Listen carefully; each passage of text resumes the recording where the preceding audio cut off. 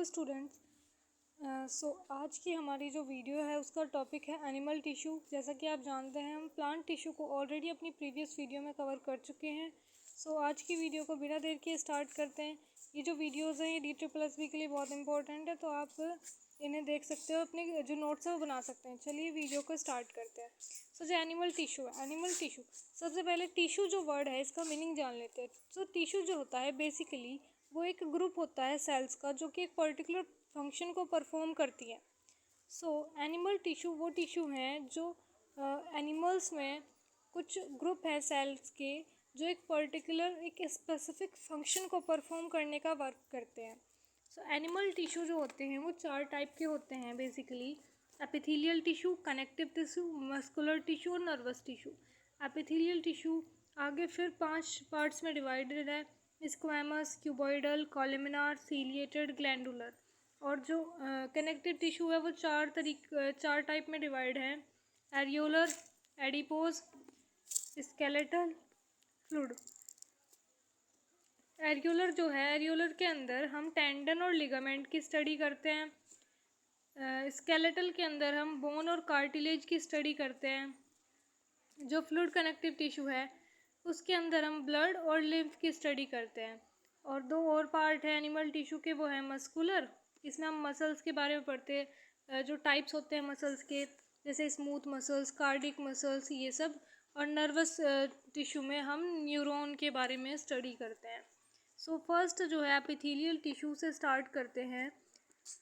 जो epithelial tissue है अगर उसकी लोकेशन की बात करें तो वो दूसरे टिश्यूज़ के ऊपर प्रेजेंट होता है। Always grow on some other type of tissue, किसी और टिश्यू के ऊपर, एक ऐसे समझ सकते हैं कि लेयर की फॉर्म में प्रेजेंट है। जो सेल्स होती है एपिथेलियल टिश्यू की वो बहुत क्लोज होती है एक दूसरे के। और ये जो टिश्यू होता है ये एक नॉन सेलुलर बेसमेंट मेम्ब्रेन के ऊपर प्रेजेंट होता है। एपिथेलियल टिश्यू में एक सिंगल लेयर होती है सेल्स की, आप यहाँ पे देख भी सकते हैं, एक सिंगल लेयर है सेल्स की तीनों ही डायग्राम्स में। जो स्ट्रक्चर है सेल्स की वो तो डिफरेंट है लेकिन लेयर जो है वो सिंगल है, तो ये एपिथेलियल टिश्यू है। जो ब्लड वेसल्स होती है वो एब्सेंट होती है। और ये जो इसकी एक और कैरेक्टरिस्टिक है कि नॉन नर्वस होता है, मतलब कि जो न्यूरॉन्स है वो भी प्रेजेंट नहीं होती है इसमें। बेसिकली ये कहाँ कहाँ पे प्रेजेंट होता है, ये जो होलो ऑर्गन्स है, जो बॉडी में कैविटीज़ वगैरह हैं उनकी लाइनिंग में प्रेजेंट होता है। ऑर्गन्स के कवरिंग का काम इस एपिथेलियल टिश्यू का होता है। और होलो ऑर्गन्स जैसे कि स्टमक वगैरह की लाइनिंग में प्रेजेंट होता है। और बेसिकली इसका जो फंक्शन है वो प्रोटेक्शन का होता है।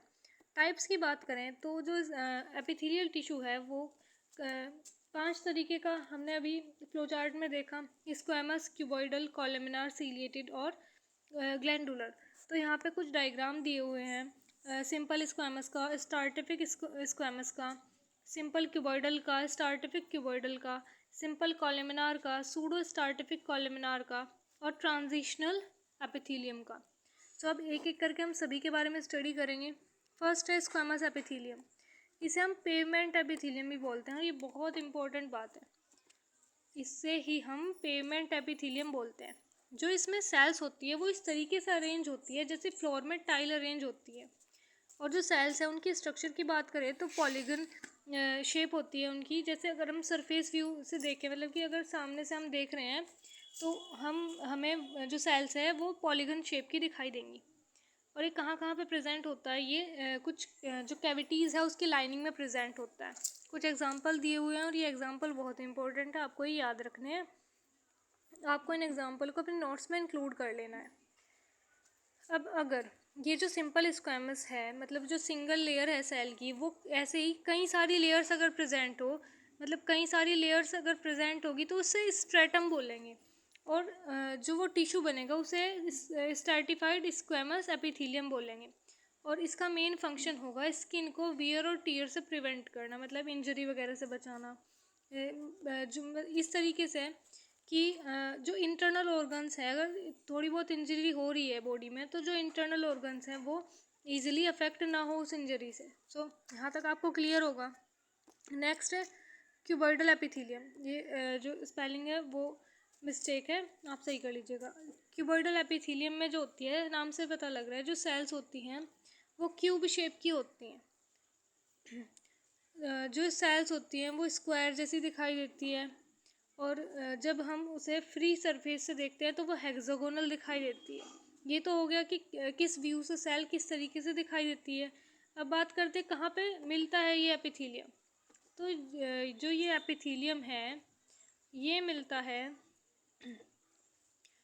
किडनी में, जो किडनी ट्यूब्यूल्स होती हैं वहाँ पर, और थायराइड में, थायराइड वेसिकल्स में, जो कुछ ग्लैंड्स हैं, सेलेवरी ग्लैंड हो गया, स्वीट ग्लैंड हो गया यहाँ पे। और ये जो गोनाड्स होते हैं, मतलब कि रिप्रोडक्टिव ऑर्गन्स होते हैं, उसमें यही जो टिश्यू है ये जर्मिनल एपिथेलियम का फॉर्मेशन करता है। It form germinal epithelium of gonad, जैसे कि टेस्टिस और ओवरी। टेस्टिस और ओवरी का जो जर्मिनल एपिथेलियम है वो इसी टिश्यू के थ्रू बना हुआ होता है। इसका मेन फंक्शन होता है, अब इसमें सेल जो है वो स्क्वेमस से थोड़ी सी बड़ी है साइज़ में, तो इसका मेन फंक्शन है एब्जॉर्प्शन का, एक्सक्रिएशन का और सीक्रेशन का, और ये मैकेनिकल सपोर्ट भी प्रोवाइड करता है। नेक्स्ट है कॉलमिनर एपिथेलियम। कॉलमिनर एपिथेलियम को पिलर लाइक एपिथेलियम भी बोला जाता है। अब आप मुझे कमेंट में बताइए स्क्वेमस एपिथेलियम का दूसरा नाम क्या था। अभी वीडियो को पॉज कीजिए और कमेंट में आंसर कीजिए इस क्वेश्चन का। जो कॉलमिनर एपिथेलियम है, columnar means pillar like epithelium, ये कहाँ पे प्रेजेंट होता है? ये स्टमक की लाइनिंग में प्रेजेंट होता है, स्मॉल इंटेस्टाइन में, कोलोन में। और ये बेसिकली क्या करता है, जो म्यूकस मेम्ब्रेन जो होती है ना, म्यूकस मेम्ब्रेन जहाँ पे प्रेजेंट होती है, म्यूकस का सीक्रेशन जहाँ पे होता है वहीं पे कॉलमिनर एपिथेलियम प्रेजेंट होता है। और ये जो है border of microvilli is present at the free surface end of each cell which increase absorption efficiency in small intestine।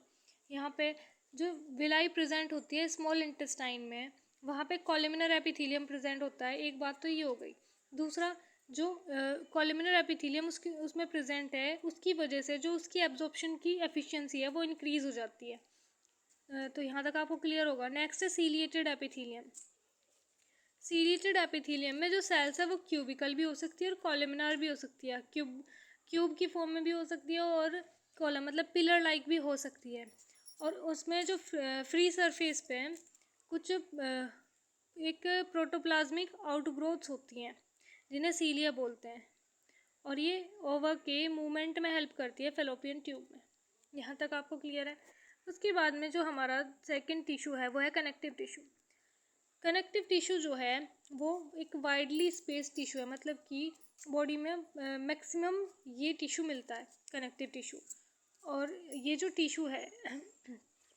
Tissue है ये एक मैट्रिक्स में प्रेजेंट होता है, इंटरसेलुलर मैट्रिक्स जिसे बोलते हैं। इसमें जो टिश्यू है इसमें दो तरीके के फाइबर्स मिलते हैं, एक तो येलो फाइबर, एक दूसरा होता है white fibre. Yellow and white fibre are present in the matrix, जो इस टिश्यू में मैट्रिक्स होता है। इसका मेन फंक्शन होता है डिफरेंट ऑर्गन्स को सपोर्ट करने का और उन्हें उनकी एक पर्टिकुलर जगह पे रखने का। सो फर्स्ट इसमें है फ्लूइड और वेस्कुलर टिश्यू।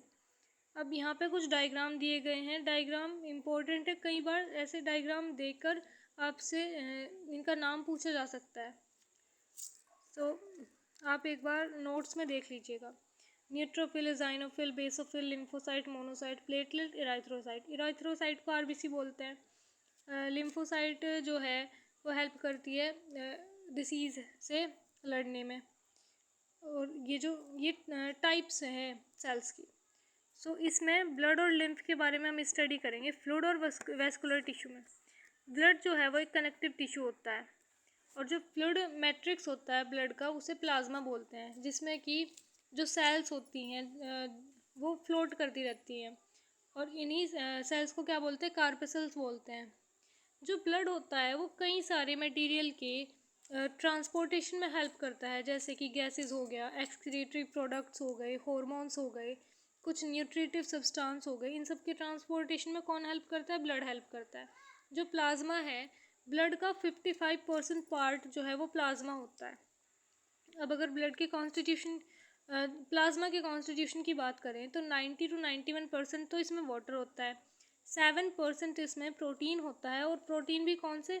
जैसे कि एल्बुमिन, फाइब्रोनोजन, ग्लोबुलिन और 0.9% इसमें इनऑर्गेनिक सॉल्ट्स होते हैं। जो कार्पेसल्स होते हैं वो 45% कैरी करता है ब्लड का। जो सेल्स होती हैं वो 45% में होती है और प्लाज्मा 55% में। और ब्लड और प्लाज्मा मिलकर क्या बनाता है, प्लाज्मा और कार्पेसल मिलकर क्या बनाता है, ब्लड बनाता है। अब आरबीसी की अगर बात करें तो इसे इराइथ्रोसाइट भी बोलते हैं। इसमें एक रेड कलर्ड का रेस्पिरेटरी पिगमेंट होता है जिसे हीमोग्लोबिन बोलते हैं, जो कि ऑक्सीजन का ट्रांसपोर्ट करता है। जो डब्ल्यूबीसी है उसे ल्यूकोसाइट बोलते हैं, उसे सोल्जर भी बोलते हैं बॉडी का, क्योंकि ये एक तरीके से जो फॉरेन पार्टिकल्स हमारी बॉडी में एंट्री करते हैं उनसे हमें लड़ने में हेल्प, उनसे हमें हमारे इम्यून सिस्टम में एक तरीके से ये रिलेटेड होता है। डब्ल्यूबीसी हमारे इम्यून सिस्टम से रिलेटेड है और हमें रोगों से लड़ने की क्षमता इन्हीं सेल्स के थ्रू मिलती है। वाइट ब्लड सेल्स से बोलते हैं या फिर वाइट ब्लड कार्पेसल। इसके कुछ टाइप्स हैं, मोनोसाइट, लिम्फोसाइट, बेसोफिल, न्यूट्रोफिल और इजाइनोफिल। और ये अभी इनकी जो डायग्राम्स हैं वो अभी नोट्स में ऊपर दिए गए थे, आप एक बार नोट्स में देख लीजिएगा। नेक्स्ट है ब्लड प्लेटलेट्स, और ब्लड प्लेटलेट्स का दूसरा नाम है थ्रोम्बोसाइट।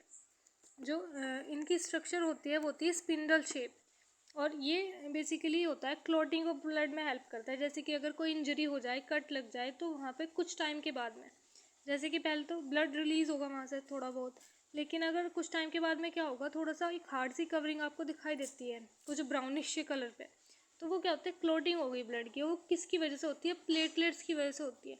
और जब आपने सुना भी होगा कि कुछ एक फीवर वगैरह होते हैं, जैसे जब तब प्लेट्स गिर जाना, तो तब क्या होता है, प्लेट्स की जो एक पर्टिकुलर नंबर है, ये जो सेल्स होती हैं इनका एक पर्टिकुलर नंबर है जो कि नॉर्मल इंडिविजुअल में होना चाहिए। तो अगर उसमें कमी आती है तो उसे बोलते हैं प्लेट्स गिर जाना। तो अगर प्लेटलेट्स के नंबर में कमी आ रही है तब उसे बोल जाता है प्लेट्स गिर जाना। और तब ब्लड, अगर इंजरी वगैरह हो जाती है तो ब्लड लॉस जो है वो काफ़ी ज़्यादा होता है और ब्लड क्लॉटिंग नहीं हो पाती है। नेक्स्ट है स्केलेटल टिश्यू। स्केलेटल टिश्यू हम ये कनेक्टिव टिश्यू के अंदर ही पढ़ रहे हैं। स्केलेटल टिश्यू में यहाँ पे स्ट्रक्चर दी गई है, आप इसे नोट्स में देख लीजिएगा बस एक बार इसकी लेबलिंग को। ये बोन के बारे में बताया गया है। जो स्केलेटल टिश्यू है वो हार्ड कनेक्टिव टिश्यू है जो कि बॉडी को सपोर्ट करने का काम करता है। और ये दो तरीके के होते हैं। ये इसमें हम पढ़ते हैं बोन के बारे में और कार्टिलेज के बारे में। तो जो बोन है वो बहुत हार्ड होता है, और किस वजह से हार्ड होता है, क्योंकि उसमें कैल्शियम फॉस्फेट, मतलब कुछ ऐसे साल्ट्स होते हैं जैसे कि कैल्शियम फॉस्फेट हो गया, CaCO3, जो कि बोन का 60 to 70% पार्ट कैरी करता है। और दूसरा एक प्रोटीन होता है उसमें, ओसिन। ये बहुत इंपॉर्टेंट बात है, ओसिन एक प्रोटीन का नाम है जो कि बोन में प्रेजेंट होता है। नेक्स्ट है इसमें जो बोन सेल्स होती हैं, जैसे अभी हमने ब्लड की सेल्स के बारे में पढ़ा, बोन सेल जो होती है उसे ओस्टियोब्लास्ट बोलते हैं। और ये इस हार्ड मैट्रिक्स में एक तरीके से एम्बेडेड होती हैं। और जो मैट्रिक्स होता है वो matrix is deposited in the form of concentric layer of lamellae formed around a central canal and the done cell occupy small space between the concentric layer of matrix. So basically होता क्या है, एक central canal होती है, उसके चारों तरफ lamella की लेयर होती है, और जो मैट्रिक्स है वो डिपॉजिट होता है इन लेयर्स की फॉर्म में। लैमेला की लेयर्स की फॉर्म में मैट्रिक्स डिपॉजिट रहता है सेंट्रल कैनाल के अराउंड, और इसी में ही ये जो सेल्स हैं ये थोड़ी थोड़ी जगह में प्रेजेंट होती है। जो बोन सेल्स हैं, जो लॉन्ग बोन्स होती हैं वो यूजुअली होलो होती हैं, उनमें कैविटीज़ प्रेजेंट होती है जैसे कि मैरो कैविटी बोलते हैं। और इसमें आपने सुना होगा कि बोन मैरो कहाँ पे, बोन्स में प्रेजेंट होती है। जो कैविटी होती है ना लंबी बोन्स में, उसे बोन मैरो बोला जाता है। नेक्स्ट कार्टिलेज जो है जो वो ये ऐसे टिश्यू हैं जो कि इलास्टिक होते हैं, कम हार्ड होते हैं बोन्स के कंपैरिजन में। और इनकी इलास्टिसिटी किसकी वजह से होती है, इनकी इलास्टिसिटी होती है, एक प्रोटीन होता है इसमें कॉन्ड्रिन, जिसे कॉन्ड्रिन की वजह से इनकी जो इलास्टिसिटी की प्रॉपर्टी शो करते हैं। जो सेल्स होती हैं इन्हें बोलते हैं कॉन्ड्रोब्लास्ट, और ये काफ़ी ज़्यादा स्पेस लेती हैं, और इनके मैट्रिक्स में फाइबर प्रेजेंट होते हैं। ये कहाँ कार्टिलेज जो है वो जॉइंट्स वगैरह में प्रेजेंट होते हैं, और दूसरा ये नोज़ में, ईयर में, ट्रैकिया में और लैरिंक्स में प्रेजेंट है। ये फ्लेक्सिबिलिटी प्रोवाइड करते हैं, मतलब इनकी वजह से मतलब it provide flexibility and great tensile strength. Next है कनेक्टिव टिश्यू। कनेक्टिव टिश्यू में हम एक बहुत इंपॉर्टेंट पॉइंट है कि मोस्ट अबुंडेंट टाइप का कनेक्टिव टिश्यू कौन सा है। तो मोस्ट एबंडेंट टाइप कौन सा है टिश्यू का, तो वो कनेक्टिव टिश्यू है। कनेक्टिव टिश्यू फाइबर्स के बेसिस पर दो तरीके में डिवाइड है। फर्स्ट तो है येलो फाइबर कनेक्टिव टिश्यू और दूसरा है white fibre connective tissue. Yellow fibre connective tissue जो है वो बहुत इलास्टिक होता है, क्योंकि जो येलो फाइबर है येलो फाइबर का जो नेटवर्क होता है उससे लिगामेंट बनते हैं जो कि बोन को बोन से अटैच करते हैं। बहुत इंपॉर्टेंट इसमें बहुत इम्पोर्टेंट पॉइंट है कि जो लिगामेंट है वो बोन को बोन से अटैच करते हैं, और येलो फाइबर से जो नेटवर्क बनता है उससे जो येलो फाइबर के due to the presence of a network of yellow fibre in its matrix called as ligament, जो नेटवर्क बना वहाँ पे उससे लिगामेंट का फॉर्मेशन होता है। जो वाइट फाइब्रस कनेक्टिव टिश्यू है वो टेंडन्स, इस टिश्यू के बंडल्स टेंडन्स का फॉर्मेशन करते हैं, और टेंडन्स जो है वो मसल्स को बोन से अटैच करते हैं, और इसमें बहुत कम मैट्रिक्स होता है।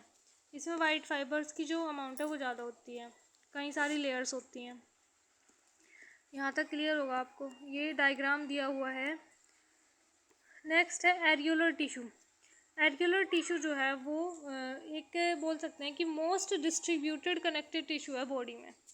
ये जो टिश्यू है ये स्पेसेस को फिल करता है, जो कुछ ऑर्गन्स के अंदर स्पेस वगैरह प्रेजेंट है, या फिर स्किन और मसल्स के बीच में जो स्पेस है, ब्लड वेसल्स के अराउंड जो स्पेस प्रेजेंट है, नर्व्स में जो स्पेस है, बोन मैरो में जो स्पेस है, वो एरियोलर टिश्यू फिल करता है। तो बेसिकली इसका फंक्शन है स्पेस को ऑक्यूपाई करना।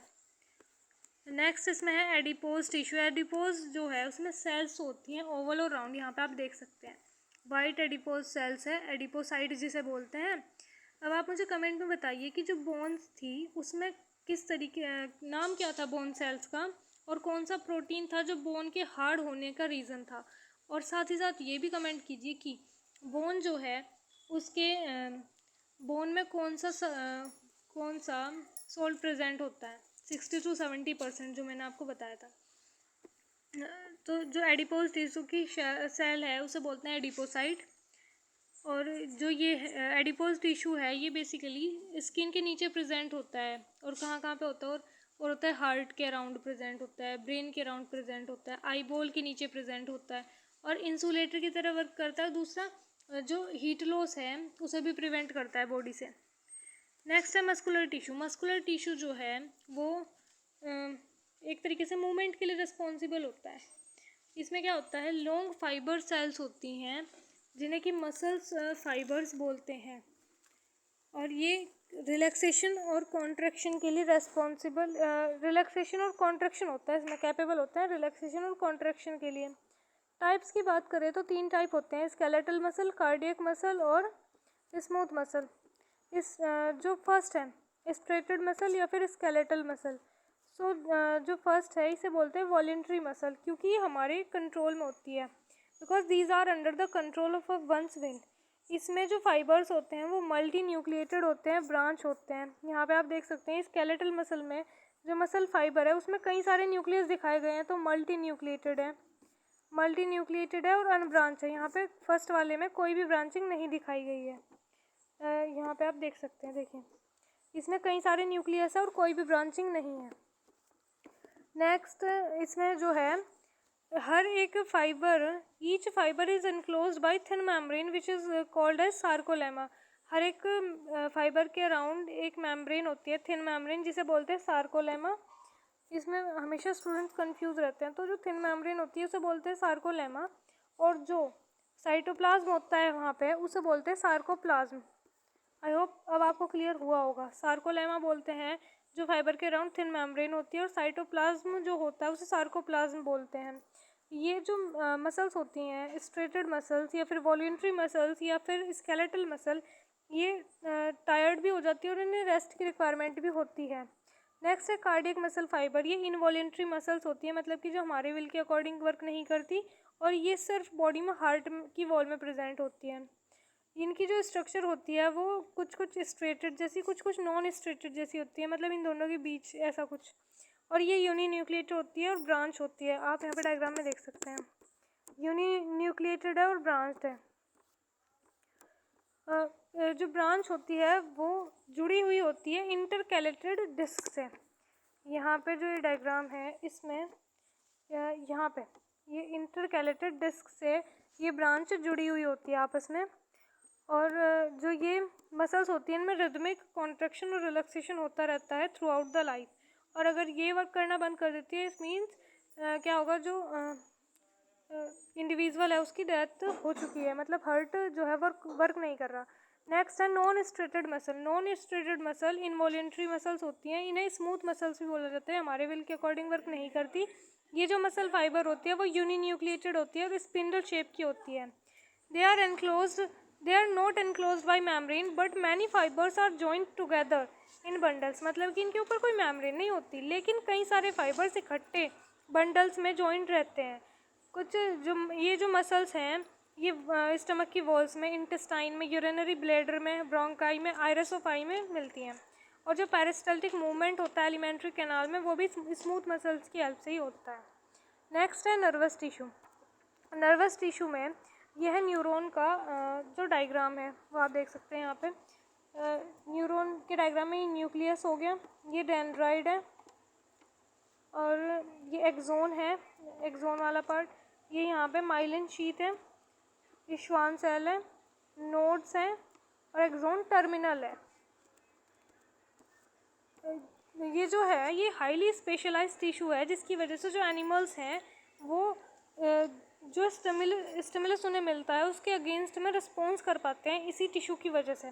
इसकी फंक्शनल यूनिट होती है नर्व सेल या फिर न्यूरॉन। जैसे जो ह्यूमन बॉडी है या फिर जो एनिमल बॉडी है उसकी फंक्शनल यूनिट सेल होती है, इसी तरीके से इस जो नर्वस सिस्टम है उसकी फंक्शनल यूनिट होती है न्यूरॉन या फिर नर्व सेल। जो सेल बॉडी होती है उसे साइटोन बोलते हैं, और उसके ऊपर एक प्लाज्मा मेम्ब्रेन की कवरिंग होती है। कुछ छोटी छोटी हेयर लाइक एक्सटेंशन होती है साइटोन से, जिन्हें कि डेंड्रोन बोलते हैं, और जो आगे चल के और डिवाइड होकर डेंड्राइट्स का फॉर्मेशन करती हैं।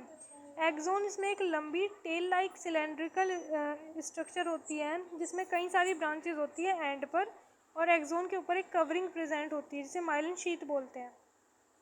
Axon of one neuron is very closely placed to the dendron of another neuron to carry impulse from one to another neuron in the form of electrochemical waves. This close proximity is called as synapse. So basically होता क्या है, एक axon दूसरी neuron के, एक neuron की axon दूसरी neuron की डेंड्राइट से कनेक्ट होती है। जैसे कि ये वाला पार्ट जो है ये नेक्स्ट न्यूरॉन के डेंड्राइट से कनेक्ट होगा, तब साइनेप्स का फॉर्मेशन होगा। जो इम्पल्स है, इलेक्ट्रिकल इम्पल्स है, जो सिग्नल्स हैं वो एक नर्व से दूसरी नर्व सेल में ट्रांसमिट होगी और फिर ब्रेन तक पहुंचेंगे। फिर ब्रेन वहाँ से स्टिमुलस का रिस्पॉन्स देगा और फिर आगे इसी तरीके से इस पूरा सिस्टम चलता रहेगा। तो आई होप आज की वीडियो में आपको सब कुछ क्लियर हुआ होगा। अगर कोई भी डाउट है तो आप कमेंट सेक्शन में पूछ सकते हैं।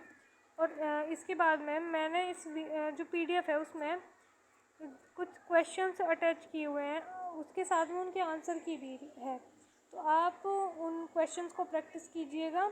और जो आपके मार्क्स होंगे, मीन्स MCQ हैं, तो मैच की पहले क्वेश्चन अटैम्प्ट कीजिएगा, उसके बाद में आंसर की से मैच कीजिएगा, और मैच करने के बाद में जो आपके मार्क्स आ रहे हैं वो आप मुझे कमेंट सेक्शन में कमेंट करके बताइएगा। So that's all for today. Thank you, have a nice day.